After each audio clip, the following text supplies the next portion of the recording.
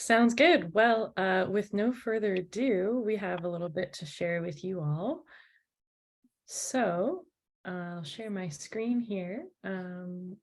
So yeah, as mentioned, the topic that we want to explore, and by the way, what an exciting group. It's so cool to hear from everybody in so many different places. And I think I just realized that I might be the furthest south located today, which is rare for me, so I'm kind of enjoying that. But anyway, we want to talk about, this big scary thing that's happening, climate change in our world, and more importantly, what can we do about it? What can we do together to take action? And the overarching way that we kind of think about it at SSG is, what's the power of the individual actions, the smaller groups working together, in contrast to fossil fuel corporations, the big powers and interests that are really kind of driving the situation that we're in right now. So we're going to use an interactive platform as part of our discussion. I want to emphasize that we're a small group, feel free to unmute yourself and talk, but I know not everybody wants to be the first person to speak up or prefers to interact in a group by speaking orally. So we've set it up that you can use this Menti platform. So right now, take your smartphone or log into menti.com with this code on your browser in another tab, so that it's working. Looks like some of you have used the thumbs up. That's great. We'll be using this for the next few minutes. Is anybody having trouble with the Menti thing or have any questions?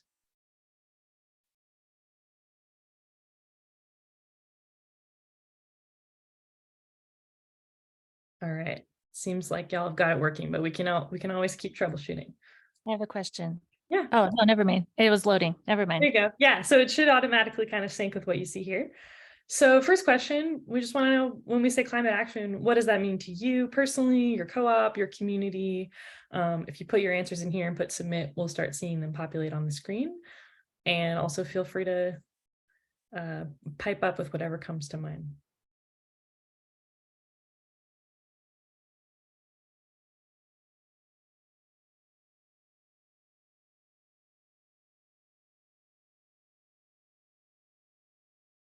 Reducing waste, responsibility, eco-friendly products, environmental justice,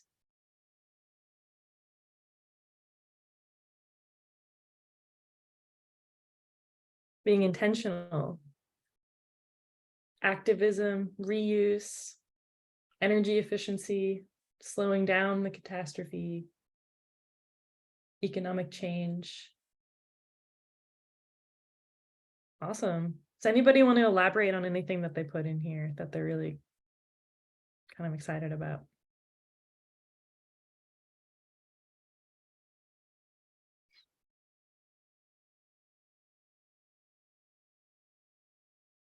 Living in community. These are all so great. Okay, awesome. Well, that's a great starting point. I'm going to pass it over to Emmy from SSG to take us through the next one. So there are a lot of co-ops around the world that are taking climate action in different ways. And I just wanted to highlight some examples that we are super inspired by. And the first one here is Unicorn Grocery. They're a co-op that I had a chance to interview. They're located in Jonathan's neck of the woods, actually, in Manchester. But they really focus their co-op around food sovereignty. And so what does food sovereignty have to do with climate action? Well, they're taking it in so many different ways, and they've really integrated their way of working with their impact in different ways. So one way that they've done it with their procurement strategy is they think about, well, where are we getting our product from? And let's look at it not just obviously from a human rights perspective and labor rights perspective, but also what are the ways that we can minimize air transportation, or considering the impact of the emissions of the products that they're bringing in. And they also do their own kind of carbon tax where they help fund the reforestation of a particular area. So they're not really outsourcing that and paying carbon credits, but they are taking that within their own organization. They found ways to integrate building retrofits into their building, and they're looking at ways of reducing their the packaging of the products in their store. So just ways in which they're integrating it within all different parts of their business. If we go to the next slide. And of course, maybe Jonathan, you should have talked about this. There's other organizations that, again, are a little bit more centered around the climate action piece in general. So, Carbon Co-op UK is helping people actually reduce their carbon footprint by doing retrofits. Zero is seeing waste and the amount of emissions coming from organic waste by creating a composting stream. Shift Delivery is one based here in Vancouver, where they are, instead of having in the downtown core of Vancouver in particular, there's a lot of idling trucks doing little tiny deliveries, and they have e-cargo bikes where they're doing a lot of those deliveries. They're able to be more efficient, but also reduce the amount of cars on the road. So those are just some examples of how businesses are integrating a lot of climate action within their value proposition in general. Yeah. And so recognizing that, we have another question for you. I'll pass this over to Jonathan. Oh, you're on mute, Jonathan. Sorry. So yeah, so how much climate action is your cooperative currently taking? And I guess it's not always about being really explicit and saying we are a climate change cooperative, because we know that climate action can take many different forms. So yeah, tell us, are you doing nothing? Are you taking it on? Are you considering it and just thinking about it? So yeah, tell us and let us know.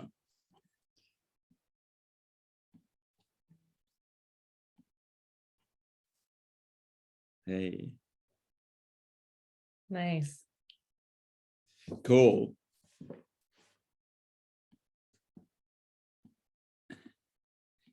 You're on it. That's awesome. And if So, you're looking for more I ways- accidentally pushed the wrong button, so I'm that none is not representative. Oh, nice. Great. So we're gonna then explore what type of climate action, and then is an opportunity to kind of maybe chip in and share that sort of thing, because yeah, it'd be really great to hear. So yeah, next thing, just to give us some words, what type of climate action is your currently taking? And as I say, think laterally and creatively. It might be very different types. So yeah, go for it.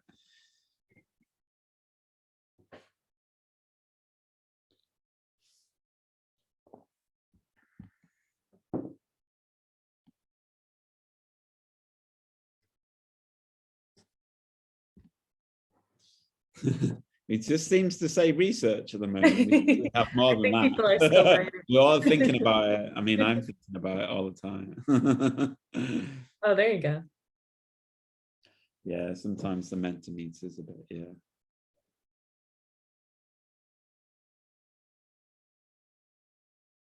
Cool. Okay, who'd like to chip in then and tell us a few things that they're doing? Yeah, there's some of them are quite direct, let's say, about like solar development and what have you. Others, seed sovereignties, like around plants and growing and that sort of thing. And then there are other things around education. So yeah, tell us, what are you doing?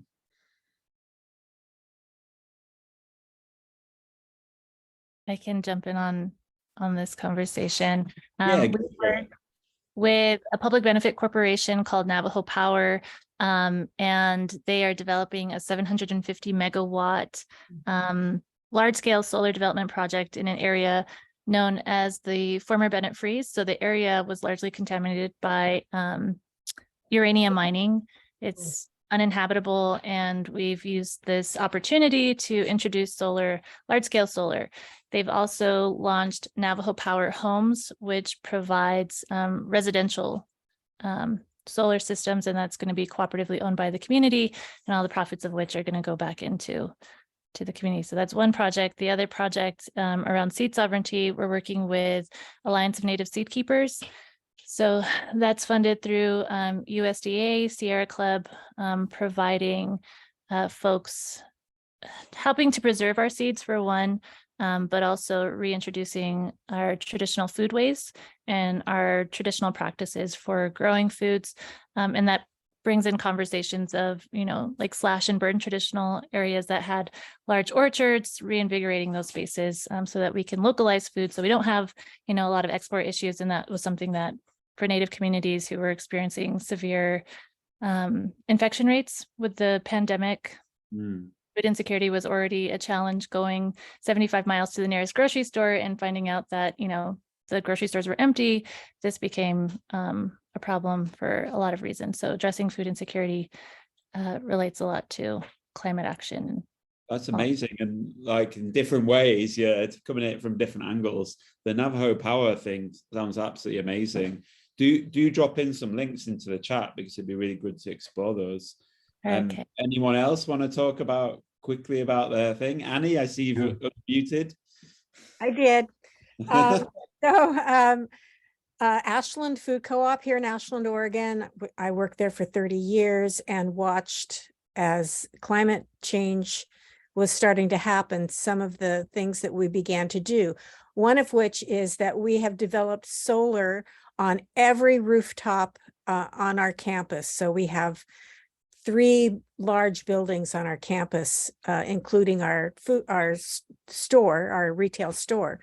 And there are solar panels on all of those buildings. And now we have reached out to other community members who have buildings with roof space and have developed solar power there as well. So we really offset the majority of our electrical use, which is great because we have all these coolers and they use a lot of electricity, but now they are all solar powered because of that. Also, we're dealing with food waste in a novel way. I think we have developed a core group of local producers, local growers, and also a sheep farmer.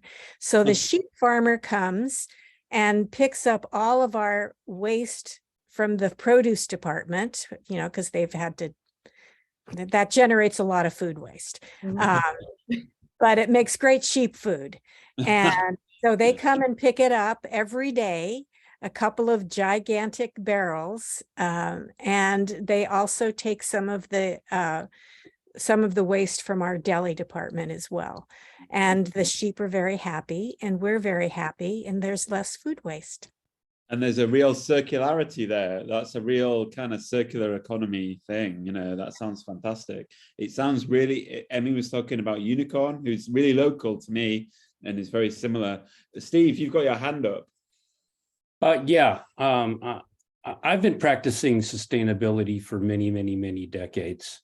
And I'm also a member of many co-ops. In our food co-op, we are focused on getting food locally. We have lots of connections with farmers in the area, and we're trying to do that. In my workers co-op, we don't get together too often in person. Most of our meetings are virtual, so that saves a lot of gas.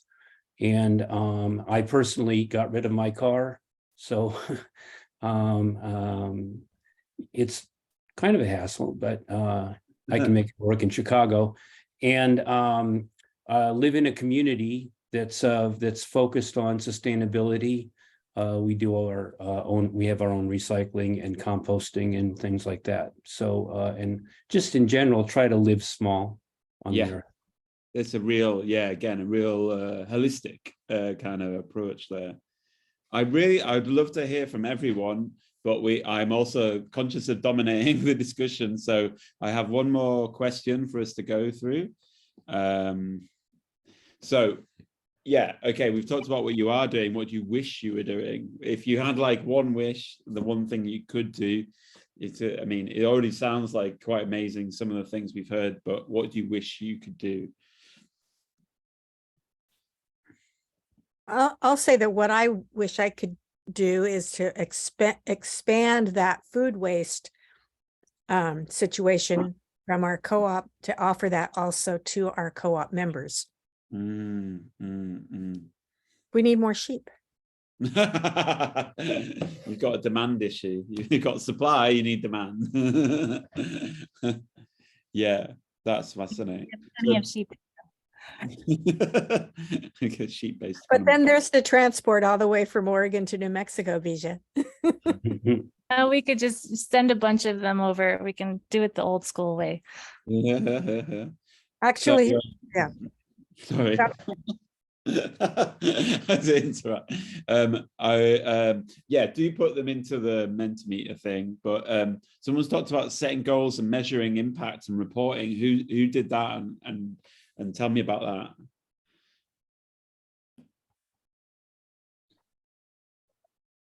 That was me. Yeah, go for it. I would say just in all the things that we do, I believe that we have so many intentions, but you can tell what we matter by what gets measured. So like setting goals, they don't necessarily have to be audacious, they can be like very achievable, digestible, and reporting onto it, because particularly for those of us who are like leading apex organizations, like we model for those in our community ways to do that. And any small reports are very important. That's for any type of initiative that we have, like setting goals and being very transparent about sharing. It's so true about what's measured is the importance of what do we measure, and also like that circularity about that data then going into learning and back into that's so powerful. Who else? Carbon offsets from unavoidable travel. Who's that then? That was me. Yeah, so we are a fully remote company, but we do have to travel sometimes to meet with our clients, or we have a once a year in-person retreat, which is really important for camaraderie and team building. But my understanding of carbon offsets is that they're kind of a scam and aren't very effective. And it's just something we think about, where it's like, well, for the moment, air travel is the way that we kind of have to do most of our traveling. What can we really do to meaningfully offset or at least minimize the impact that that's having? So it's something that we're starting to try to figure out, whether that's like kind of charging ourselves a carbon price for that, and then investing that money into carbon sequestration projects or mitigation projects. That's one idea that we have. You could invest them in other cooperative carbon saving projects, such as you could be buying sheep for Annie's. That's a great idea. I'm going to move on now because I don't want to. We know we've got a limited amount of time, but that's really fascinating discussion. So I think it's back to Emmy for this one. Yeah, I was just wondering, so we have these ideas and we kind of explored what are the barriers to achieving that. But yeah, Tam and Carol, what's stopping our co-ops from taking those climate actions? Or are there other climate action pieces, like other things that you would love to do, but there's just a roadblock, and what are those?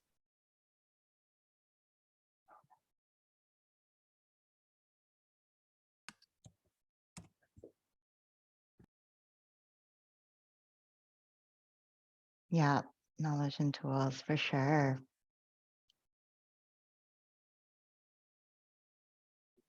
Education, funding, capital.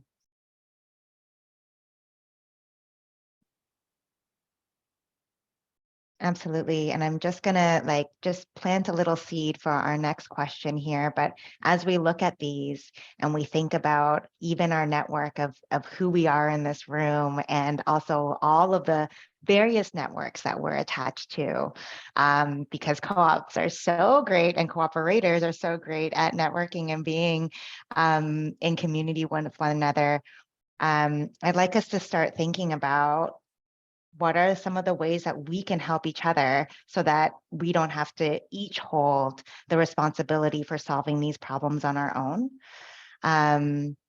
Is there anybody first that would like to speak more to? I'm especially curious about getting buy-in or inertia, like if somebody wants to elaborate on some of those. Of course, those are the ones I put in. I'm sorry. I mean, inertia,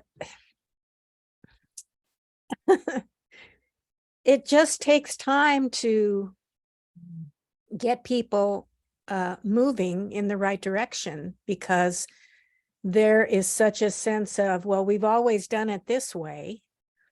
And, you know, change is very intimidating to organizations that have been around for 50 years or more, which ours has. And it takes finesse, and it takes someone who is willing to risk getting poo-pooed or whatever, you know, to make waves, to get the message out, to move people forward, because, you know, we have a board of directors that, you know, is kind of old school. And I think bringing in giving voice to the generation that is going to live more with the consequences of what we're doing right now, it's important to get them involved also on our boards, and also as consumers that give voice to these issues, and that those of us with white hair listen to what they're saying, and make room for those ideas. So I think the inertia is that, you know, it's just like, yeah, okay, but we just sell food, or we just, you know, sell power, or, you know, whatever. But this is a crisis that we have to start movement going. Let's go forward. So that's the inertia part. I think that getting the buy-in is, you know, the messaging. You got to get everybody on board. Everybody got to get on the bus. Yeah. To amplify what Annie was saying, in the States this week, we celebrated Martin Luther King Jr. Holiday, and thinking about him and so many who are around it, like John Lewis, going all the way back, Ida B. Wells and Medgar Evers and Malcolm X, most of the impactful time they had was in their late 20s and their 30s. You know, so we think about particularly when we look at like Black Americans, like so much of what they've done, and even in who the older group, which I guess I am now part of as a geriatric millennial, you know, realize that the older we get, the more we get buy-in, like the more we are fused, whether intentionally or unintentionally, to the current infrastructure, right? So like we're as willing to be radical, where the younger you are, particularly now, it's like you have student loans and all that, so like break everything, you know, at that place. You're not tied. So, you know, being audacious, which is my word of the year, you know, is your MO. So the elders in the community rightfully put the power to drive the movements and strategy with the younger generation. And if we're looking for particularly have radical change, because all we can unfortunately do now is slow down the effects. It's really difficult to stop them at this point. I think we have to intentionally cede power to the group, you know, who is most likely to have the want to, and the intentionality and the follow through to set policy and action, investments, et cetera, towards change. I think another thing is to shift, you know, who was leading, who was empowered to have full power, you know, to lead moving forward. I really appreciate what Tamala is bringing up of both the from action and the systemic action that needs to be taken to really meet the scale of the problem. From my perspective, you know, I think a lot of individuals especially ones that we work with that are companies or businesses that are really just running their operations in a more democratic way. They don't necessarily have the easy, tangible ways to implement implement climate change into their general daily operations. And, you know, I think we could be providing more resources that make that like have baby steps, an escalator. But at the same time, it's an individual company or individual person making those decisions, and that's just not enough. I think there needs to be this systemic approach as well that really is about taxing funds, of creating the right types of funds and investments, and policy changes around all of this. So it's small and big, right? Yeah, that's everything y'all just said. I think it's a really good segue to our kind of final question topic that we want to explore further with you. So when we were putting this together, we came to kind of similar conclusions of, you know, many of our co-ops are working on climate action on our own and maybe in our own immediate kind of co-op networks, but we're really thinking big picture. What would a federated cooperative action on climate change look like at a national or international scale? You know, what could we possibly achieve together? So if you have further thoughts on like kind of responses to that prompt, we'd love to hear them. And we also have kind of just an example of what we were thinking through, and like kind of like the sheep example that you brought up, which I love. Building on principle 6, cooperation among cooperatives, how do we move towards not only this kind of federated inter-cooperative business ecosystem in general, but one that really focuses on reducing emissions, adapting to climate change, environmental justice? So maybe this looks something like the grocery store, you know, contracting with the low or no emissions transport to deliver their products, and to the cafe, who then, you know, uses a composting co-op, create that compost, use that to grow more food for the grocery co-op, and then working with other kind of retrofit energy efficiency co-ops to make their business operations more efficient. And all of that being powered by a renewable energy co-op. This is probably describing some of y'all's kind of existing paradigms, but maybe that's just one sector, right? Food co-op sectors is maybe further along in some ways. So we'd really love to hear, like, what is the spark for you all in terms of other connections that could be made, or kind of building on what Shevanthi was just saying, what are the gaps to making something like this more the way we operate?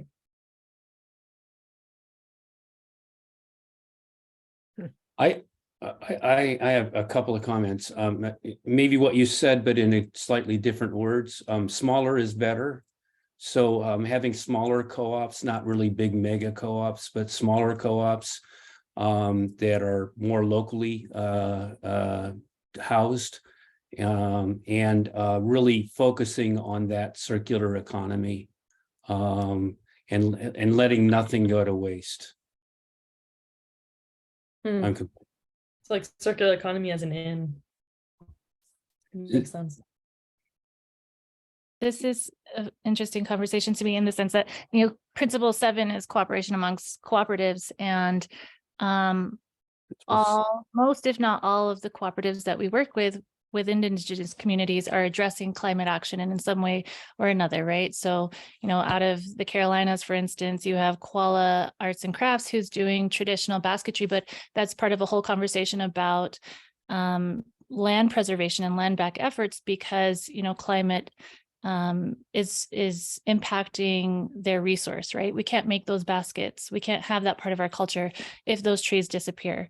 And all of these beetles coming in and destroying all of, you know, that traditional knowledge. Talking about the sheep, talking about, you know, Diné community, or Diné Regenerative Agricultural Cooperative is working around sheep units, and that's all about maintaining pastoral lifestyle.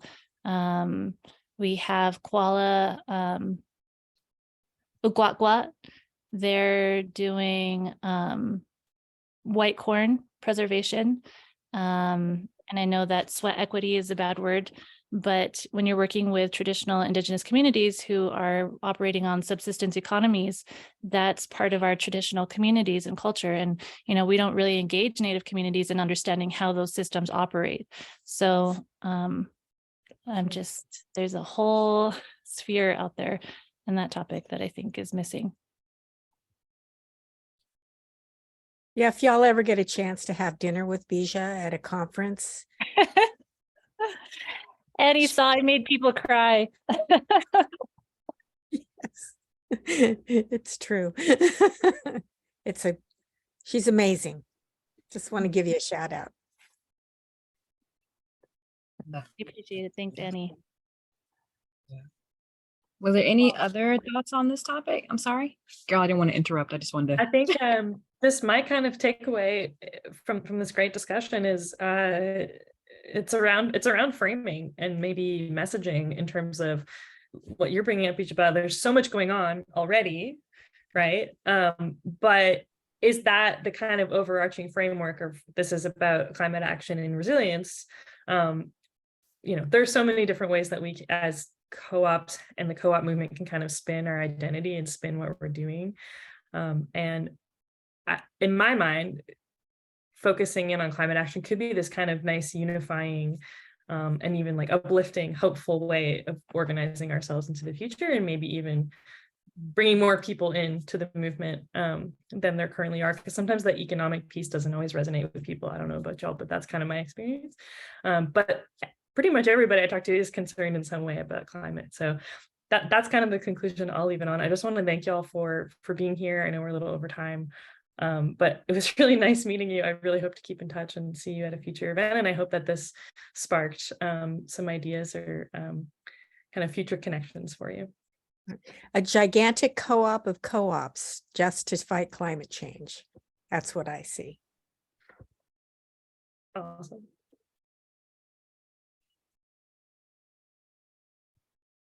I see Maisha speaking, but I think you're muted. I don't know if anybody else, is it just on my side? Nope, it's me. Thank you. I was just going to say thank you so much for Carol and Jonathan and Shevanthi and Emmy for sharing today.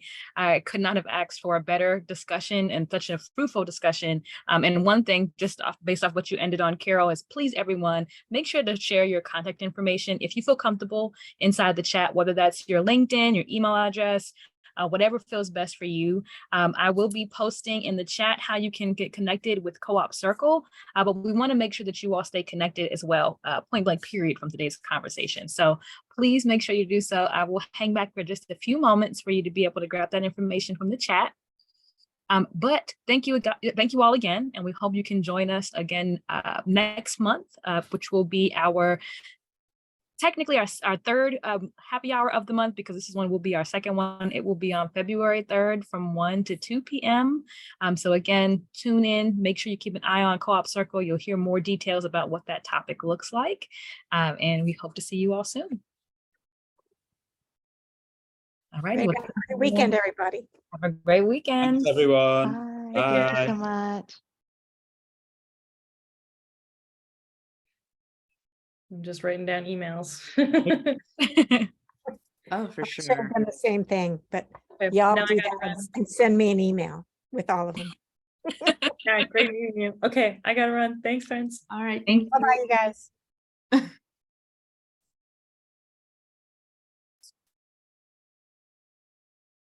Okay. And I have saved the chat. Okay, cool. All right.